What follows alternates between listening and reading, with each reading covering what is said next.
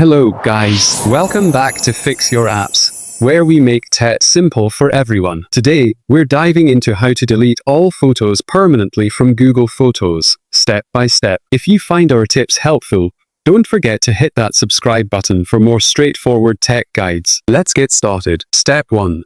First, grab your phone and open the Google Photos app. This is the primary app where you manage and store all your photos and videos. Step 2. Next, click on the Collections option at the bottom of the screen. This section helps you navigate through your different photo collections. Step 3. Now, until you find the Bin option and tap on it. The bin is where photos and videos are temporarily stored after you delete them from your main library. They stay here for 30 days before being permanently deleted. Step 4. Next, look for the Select option at the top right side of the screen. This will allow you to choose multiple items at once. Step 5. Tap on the Select option at the top right side of the screen. This will enable the selection mode so you can choose all the items in your bin.